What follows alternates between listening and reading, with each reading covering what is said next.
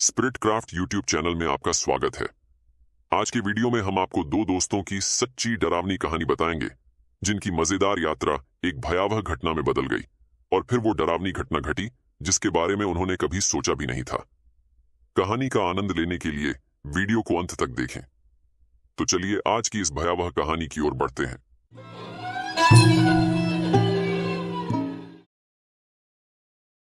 यह एक ठंडी बिना चांद की रात थी।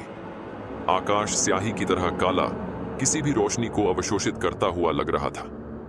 सड़क, जो एक संकरी घुमावदार रास्ते के रूप में घने जंगल से गुजरती थी, कार की हेडलाइट्स की मध्यम रोशनी में मुश्किल से ही दिखाई दे रही थी। दोनों ओर ऊंचे ऊंचे पेड़ खड़े थे जिनकी टेढ़ी मेढ़ी शाखाएं ऊपर एक कैनोपी बना रही थीं जो आकाश को ढक देती थी। पत्तियां कभी कभार आने वाली हवा में सरसराती मानो फुसफुसा रही हो।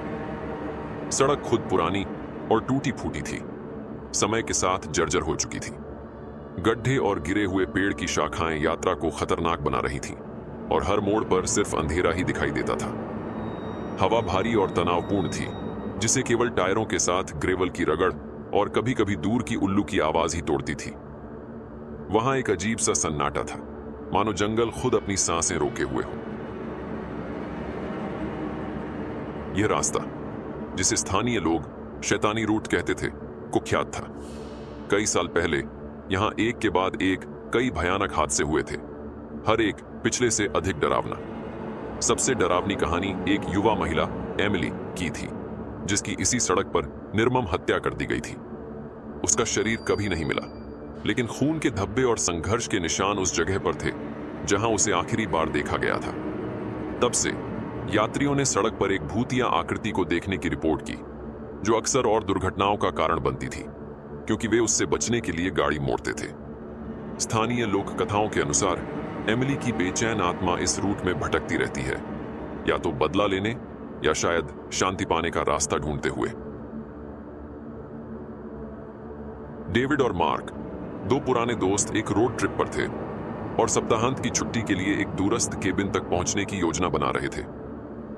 उनका चुना हुआ रास्ता, शैतानी रूट, एक शॉर्टकट था जो उन्हें कई घंटे बचा सकता था। दोनों को इसके काले इतिहास के बारे में पता था, लेकिन उन्होंने इन कहानियों को केवल अंधविश्वास मानकर खारिज कर दिया।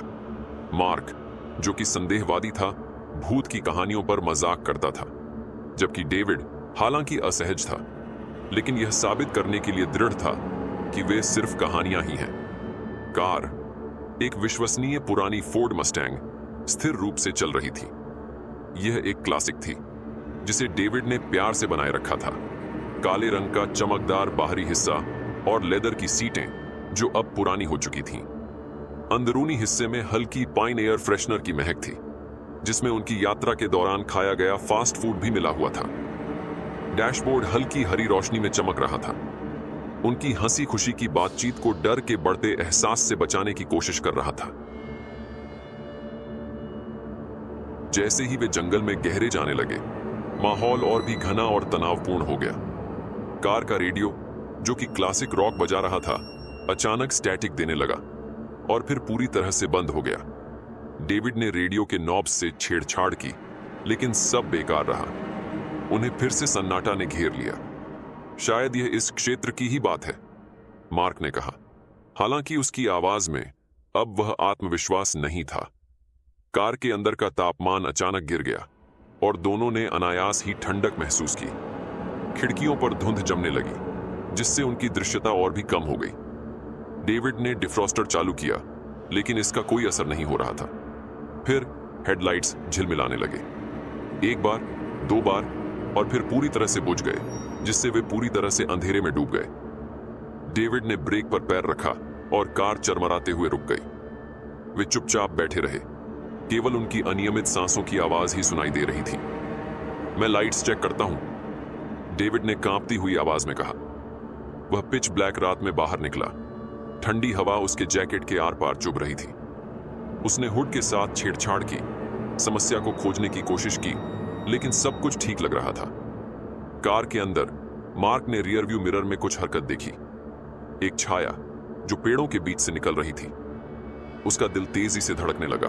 और उसने डेविड को पुकारा, जो जल्दी से कार में वापस आ गया। हमें यहां से निकलना चाहिए, मार्क ने आग्रह किया। उसकी आंखें डर से चौड़ी हो गईं। डेविड ने इग्निशन घुमाया और राहत की सांस लेते हुए कार फिर से शुरू हो गई। हेडलाइट्स ने अंधेरे में बीम डाली, लेकिन फिर उन्होंने उसे देखा। सड़क के बीच में खड़ी सफेद पोशाक में एक महिला थी। उसके बाल उलझे हुए और चेहरा पीड़ा में विकृत। यह एमिली थी। डेविड और मार्क ठिठक गए, हिलने डुलने में असमर्थ। उसकी आंखें गहरी और खाली उनकी आत्माओं में घूर रही थीं। उसने अपना हाथ उठाया, सीधे उनकी ओर इशारा किया और एक दिल दहला देने वाली चीख निकाली जो जंगल में गूंज उठी। डेविड ने कार को रिवर्स में डाल दिया, लेकिन टायर वहीं फंसकर घूमने लगे। एमिली उनकी ओर बढ़ने लगी, चलने के बजाय तैरती हुई। कार के अंदर का तापमान और भी गिर गया और खिड़कियां पूरी तरह से बर्फीली हो गईं। अचानक कार का इंजन फिर से बंद हो गया। डेविड ने फिर से चालू करने की कोशिश की, लेकिन इग्निशन केवल बेकार क्लिक कर रहा था। एमिली और करीब आ गई। उसकी चीख अब एक डरावनी चीत्कार में बदल गई, जो हवा को भय से भर रही थी। मार्क ने डेविड का कंधा पकड़ा। उसका चेहरा डर से कांप रहा था। हमें भागना होगा। वे कार से बाहर निकले और जंगल में दौड़ पड़े।